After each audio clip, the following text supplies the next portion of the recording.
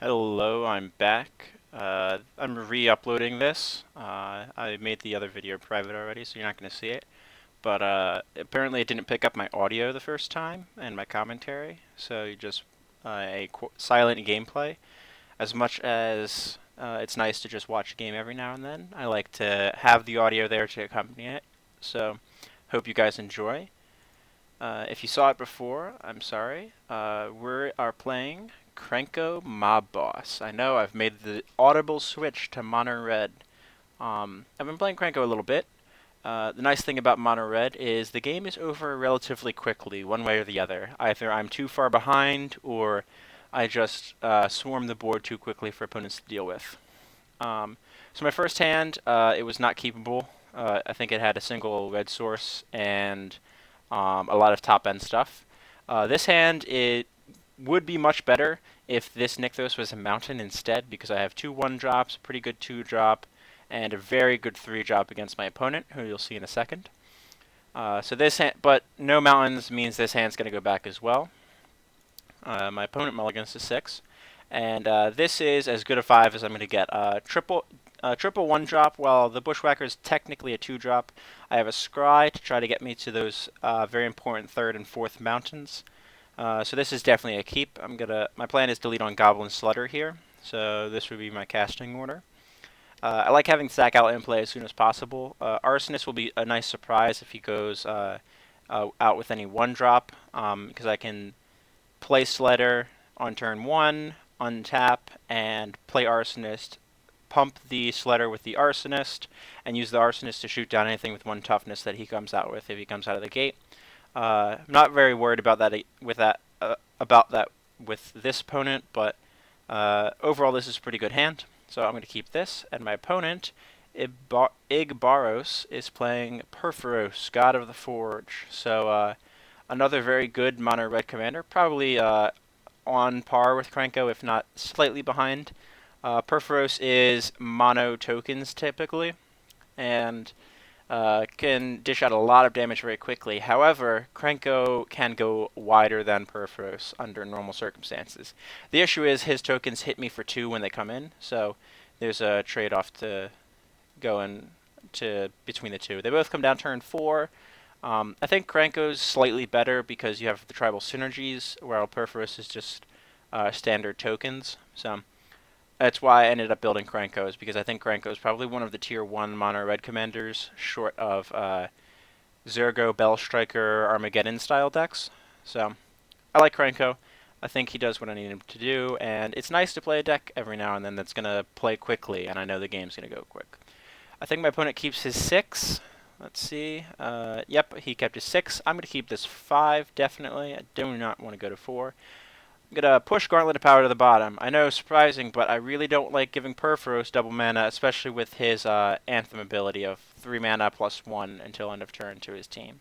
So we're going to push Gauntlet, and like I said, I'm going to lead on this Sledder here, is my plan, having that Sack Outlet in play. While Initial Effect is just always nice to have a Sack Outlet. So Mountain Go, and I'm really glad to not see the fast mana. Typically the Purphoros decks will play Sol Ring, Mana Crypt, and Mana Vault. I've even seen some lists play the Lotus Petal just to power out Purphoros as quickly as possible and start getting tokens out. So I miss my Mountain draw, but I do draw Goblin Sharpshooter, so very good against the mono token commander. So Sharpshooter is going to be able to do some work if he manages to start sticking things, meaning each of his tokens that he creates is only a shock to my face, and it's never going to be attacking, at the very least. And I have Sledder, which can untap the Sharpshooter if I really need it out, because I have the Sack Outlet to make a creature die. So I'm going to go with the Arsonist. There's no temptation to throw the Bushwhacker out. Bushwhacker is here because it's a 2-mana haste effect as well. So sometimes it's nice to untap with Krenko, tap, make a ton, or cast the Bushwhacker with the kicker, and then while the kicker trigger is on the stack of the ETB effect, use Krenko in response. So you get the 1 token from the Goblin Bushwhacker as well, and then the ETB effect resolves, giving all of the tokens, including the one that just entered, +1 and haste. And then you get to swing out of nowhere with all the tokens that you made from the Krenko, when they typically think they have 1 turn before the tokens start coming in at them. So I'm going to lead on the Arsonist and get in for my 1. My opponent goes with a Mountain and Goblin Bombardment. So pretty good. That actually is a pretty strong counter to Goblin Sharpshooter. It effectively means that Sharpshooter will only machine gun his board once, and then Sharpshooter will die because he'll be sacking stuff away to kill the Sharpshooter in response to me using Sharpshooter. So overall, it's a pretty good card, especially in token deck, because it means all of his tokens are guaranteed 3 damage against me instead of 2 damage against me.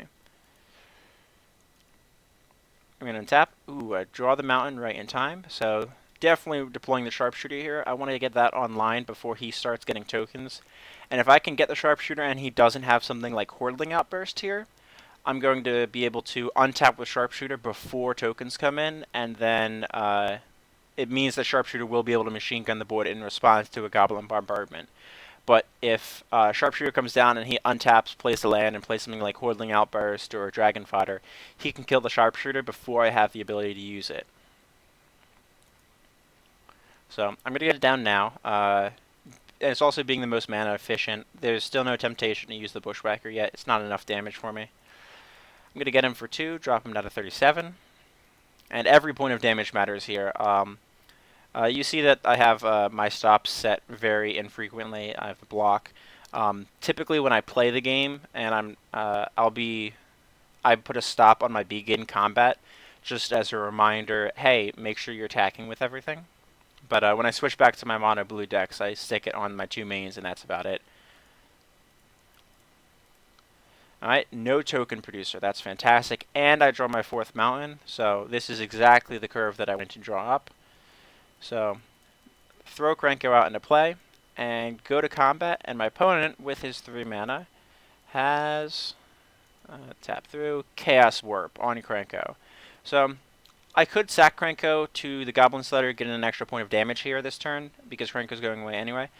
Honestly, a very high percentage of this deck is permanence, so at this point I'd rather just take the potential Rampant Growth, or if I get really lucky, flip something like Recruiter or Matron to get the Recruiter. So Chaos Warp can resolve. I'm going to get a Skirk Prospector off it. Probably one of my best hits in the deck. It's probably better than a regular Mountain as well. It also attacks. So I'm going to get in with everything but the Sharpshooter. I had the right-click attack with all, even though it throws them in one at a time in the replay. So going with 2, drop him down to 35. 4th mana, and right on schedule, Igbaros is going to deploy his Purphoros. So the Pain Train is coming at this point. Any token producer could deal 6 to 10 to me almost. So I pick up War Chief, which is a very good hit here. Because War Chief means that I'm going to be able to 3 mana play the War Chief. And then Skirk Prospector plus Mountain is 2, and Krenko costs 6. So I could War Chief this turn. War Chief into Krenko. The issue is that my board would be slightly diminished at that point, and I don't think it's going to be what I want. So what I do decide to go with is War Chief, and I'm just going to ship the turn.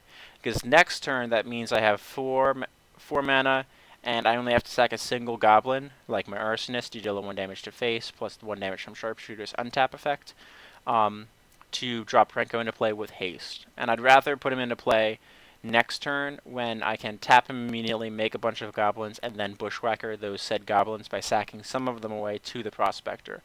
Because those Goblins are 1/1s, and the way that it interacts with Sharpshooter is I would tap Sharpshooter, sack it away for red mana, that untaps, tap Sharpshooter, sack it away for red mana, that untaps, and then I have Bushwhacker.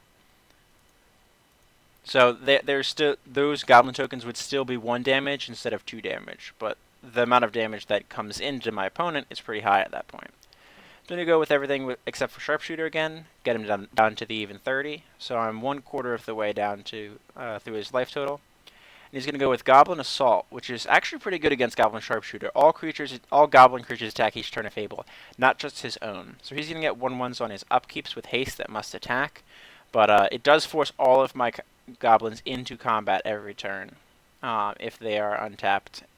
And they all have haste because of Goblin War Chief, so they're all going everywhere. I draw a completely pointless Gauntlet of Power. There's absolutely no temptation to play that here. because even though it pumps my team, I do not think I have the kill here without Krenko Bushwhacker. Even after that, I don't think I have actual kill damage, and there's no way I'm going to let him untap with 10 mana and a Purphoros in play, even though he only has 3 cards in hand. It's just asking for trouble at that point.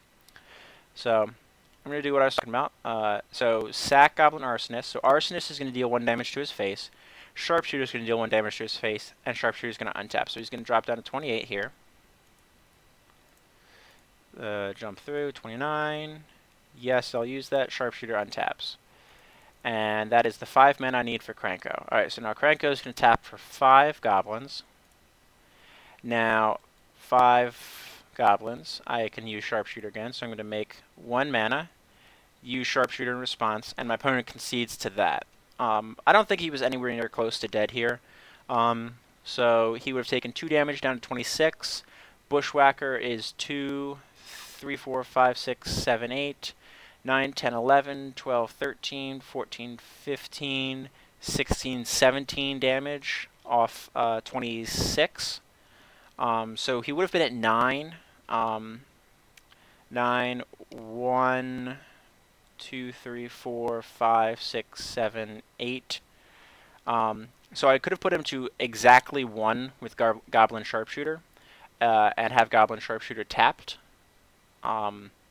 Probably would have been good enough to get there because I could leave everything except Krenko, sacrifice everything except Krenko, and then if any creature dies anytime, even if he throws the Goblin Assault at through Goblin Bombardment to kill the Sharpshooter, I get that untap effect and put him down to 1, and then Krenko sack, or Skirk Prospector and Krenko sack puts him down to 0. So he would have had 1 turn being at 1 life, or pseudo 1 life. So it was probably the correct concession here, except there's no way that he knows that I have the Bushwhacker.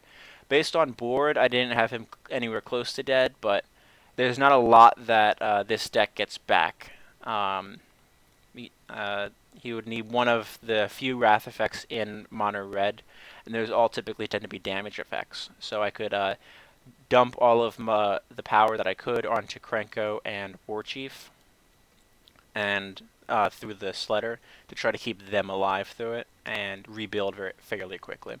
Overall, it was a pretty good game, and like I said about mono red, it goes nice and quick. Hope you guys enjoyed. I will see you in the next one, and hopefully the audio is working this time. Bye now.